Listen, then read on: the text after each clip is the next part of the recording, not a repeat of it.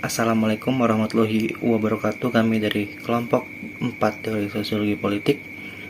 Kami akan membawa materi tentang teori sosiologi sebagai sebuah pendekatan. Materi kami akan ditunjang oleh 4 konsep teori. Yang pertama, teori struktural konflik, teori struktural fungsionalisme, teori interaksionisme simbolik, dan teori pertukaran.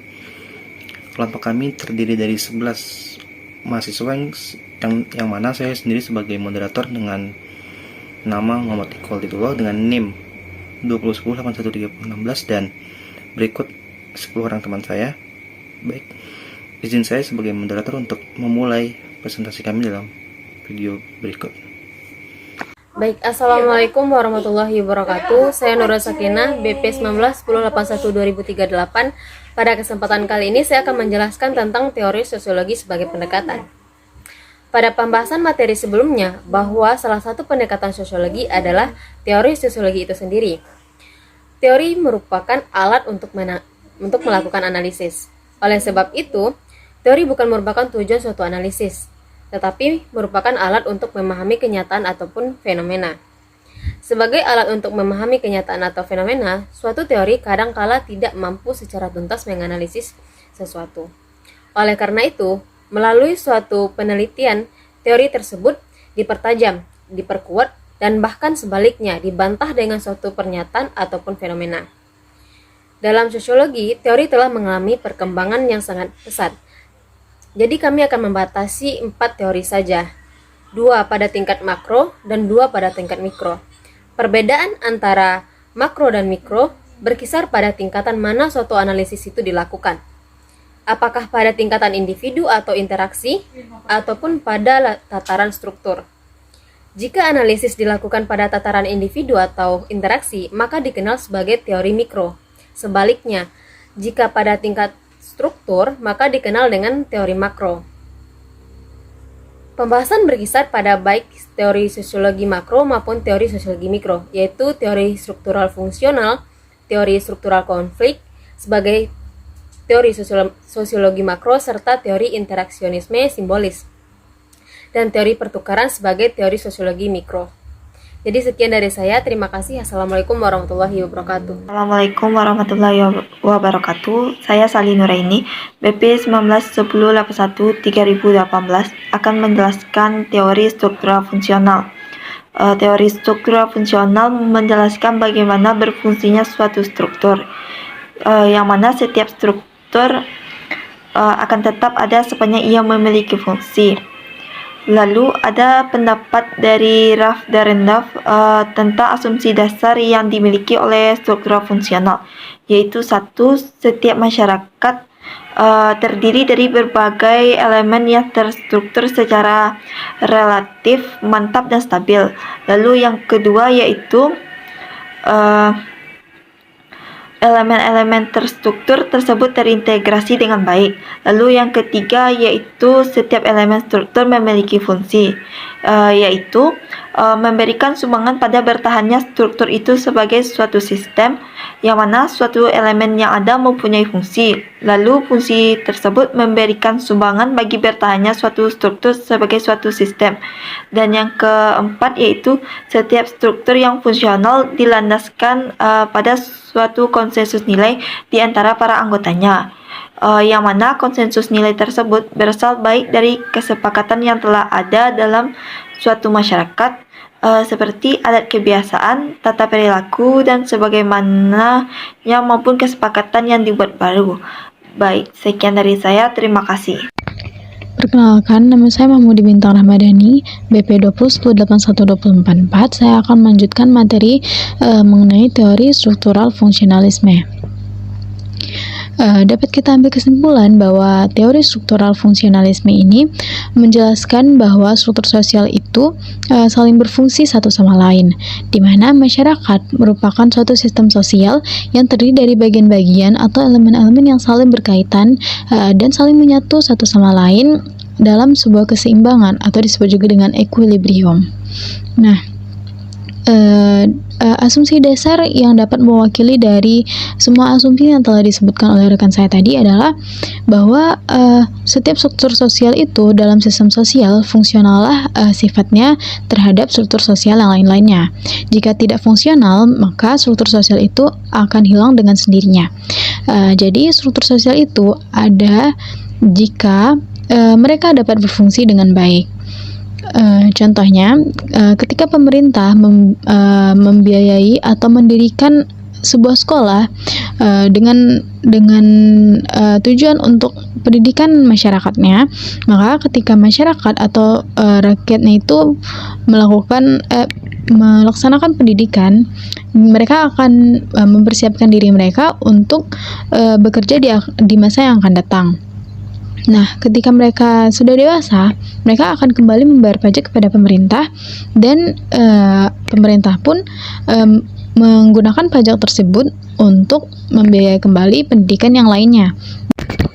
Dari contoh tersebut dapat kita lihat bahwa struktur sosial yang satu dengan struktur sosial yang lainnya itu saling memiliki fungsi atau saling berkaitan satu sama lain, atau disebut juga dengan sifatnya yang fungsional. Nah, hal ini akan menyebabkan terciptanya suatu keadaan fungsionalismenya itu stabil atau berkesinambungan atau seimbang, disebut juga dengan equilibrium. Sekian dari saya, terima kasih. Baiklah, saya Renhar Rahman, BP 19/1081/2012. Saya akan menjelaskan materi selanjutnya mengenai teori interaksionisme simbolik. Yang pertama, menurut John Dewey.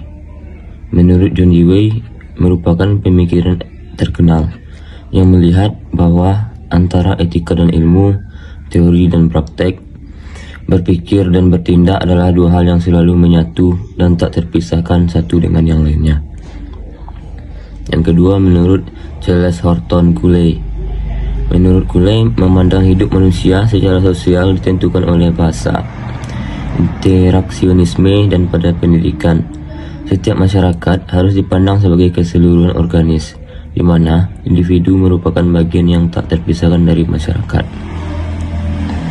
Yang ketiga, menurut George Herbert Mead, yaitu tokoh yang paling menentang teori behaviorisme radikal adalah George Herbert Mead. Ia tetap mendasarkan diri pada teori behaviorisme, tetapi behaviorisme sosial.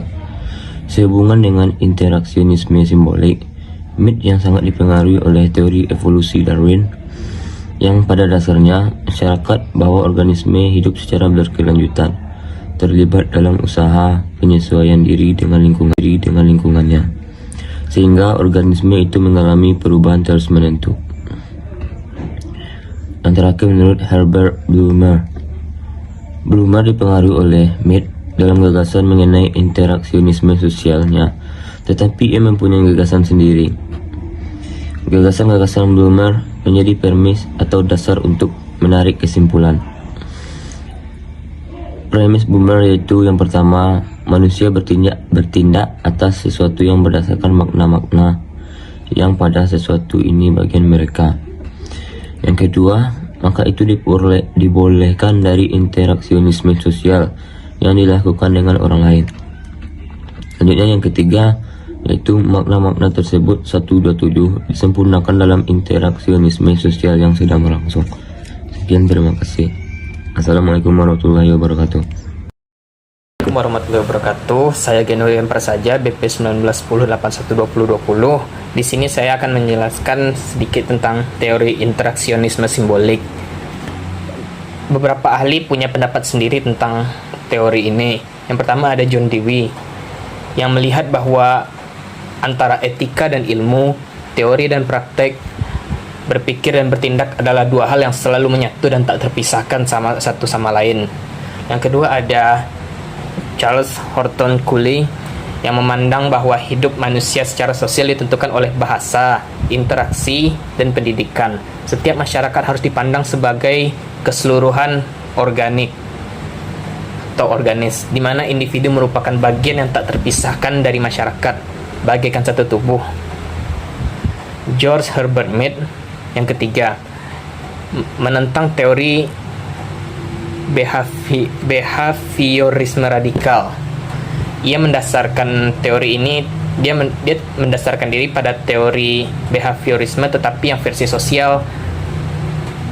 Sehubung dengan interaksionisme simbolik, Mead sangat dipengaruhi oleh teori evolusi Darwin. Yang pada dasarnya menyatakan bahwa organisme hidup secara berkelanjutan terlibat dalam adaptasi terhadap lingkungan, sehingga organisme ini akan selalu menghadapi perubahan secara kontinu. Yang keempat ada Herbert Blumer. Yang Herbert Blumer ini dipengaruhi oleh George Herbert Mead dalam gagasan mengenai interaksionisme sosialnya, tetapi ia punya gagasan versi dia sendiri. Gagasan ini menjadi premis atau dasar untuk menarik kesimpulan yang disebut dengan premis Blumer. Yang pertama, manusia bertindak atas sesuatu berdasarkan makna yang ada pada sesuatu itu bagi mereka. Yang kedua, makna itu diperoleh dari interaksi sosial yang dilakukan dengan orang lain.